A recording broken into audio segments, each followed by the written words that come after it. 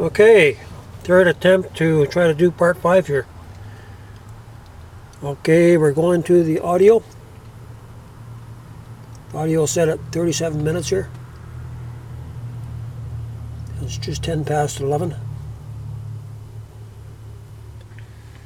That will destroy the biology of people and make them very, very weakened to pandemic. So all of this is in motion now.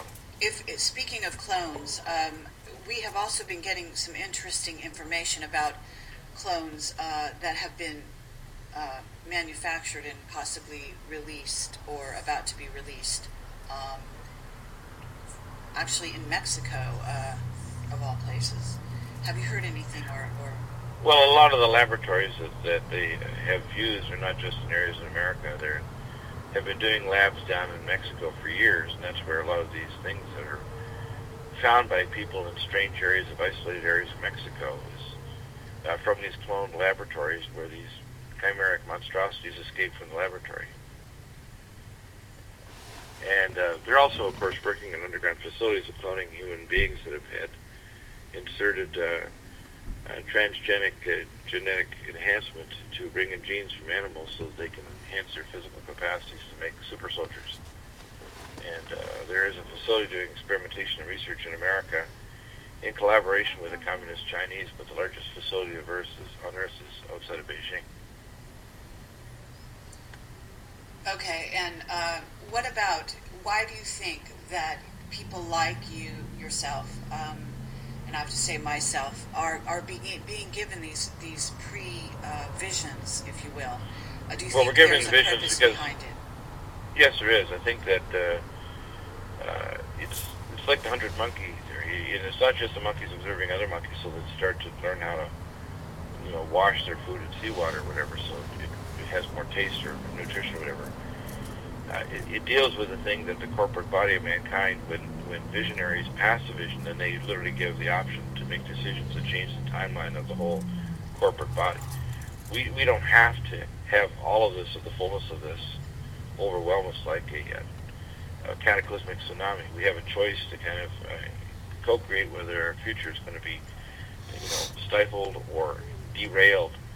And I'm sure there's been numerous events that have already been stopped or delayed significantly in the last number of years just by actions like by people like yourself, Project Camelot, by myself, by many others that are intuitives that to pick up what I call the spirit knowledge that transcends time-space.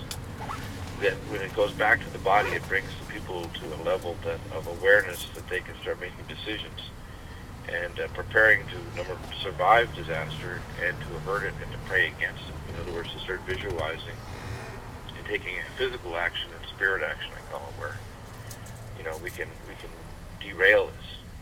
Because really the only way that these things can be done is if we willingly allow it. Just like the bailout, there should be a march on Washington D.C. on Monday. There should be millions of American citizens putting signs in their windows and their cars, no bailout. There should be a degree of rage that every congressional and Senate office is inundated with calls and emails. Because a bailout is a willing blood sacrifice. Without the willingness, then the sacrifice of America is not acceptable. And silence and inaction in the face of this abomination is in fact a willingness to allow the process of the next stage of the sacrifice to proceed. The ceremony, if you want to call it on the grand scale.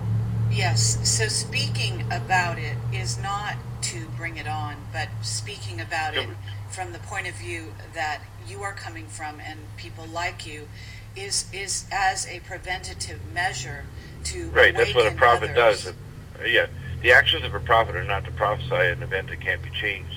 It's to prophesy pathways and timelines that you can then decide because you're co-creator of your own future.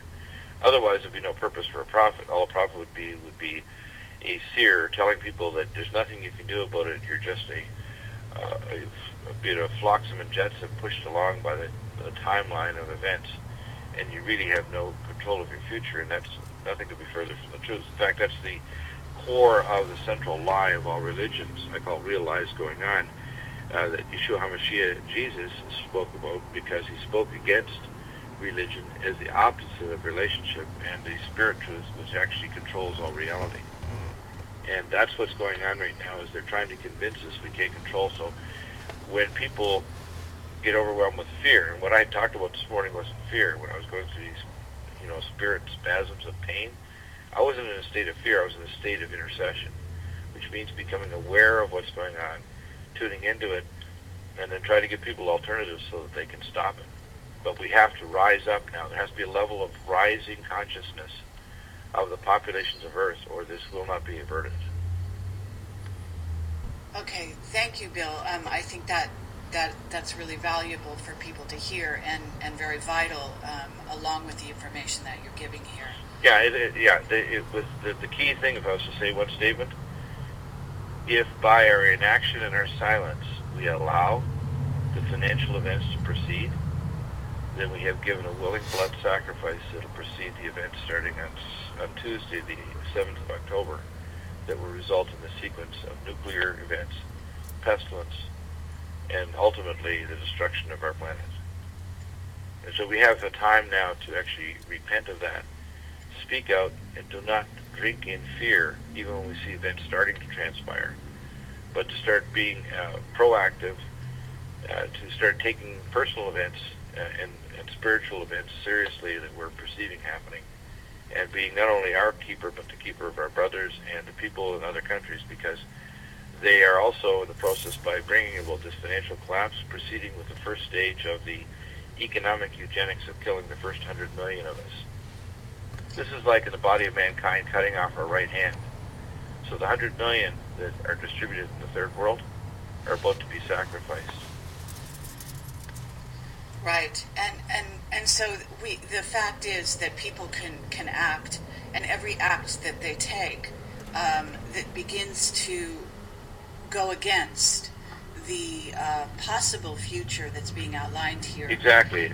Is actually an act of prayer. If you actually take action based on spirit knowledge, as you say. Yeah, the prayer in a sense is what I call voice. In other words, you're speaking voice or intention into reality. And by us also communicating that with others, we speak just like I'm doing now. I'm speaking not just words of knowledge or wisdom, I'm speaking what's called spirit words. Just like all the prophets would speak from all backgrounds, whether they're native or non-native religions all over the earth. There are always those that were intuitive enough to see the spirit realm and to know that dangers coming that were cyclical dangers in the cosmos and the galaxy, are those created by others to create chaos, to get control, and then order out of the chaos. And that's what's happening, is they're now going through a ceremony to bring about the chaos that will bring their order into control. And we don't need to participate, but we have to not be a willing sacrifice by resisting it. Absolutely.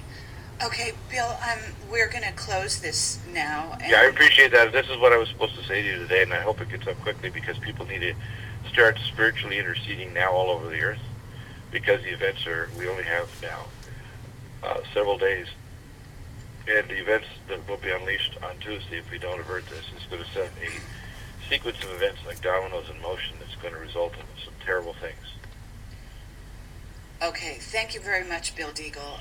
This is Carrie Cassidy and Bill Ryan, Project Camelot and Project Avalon.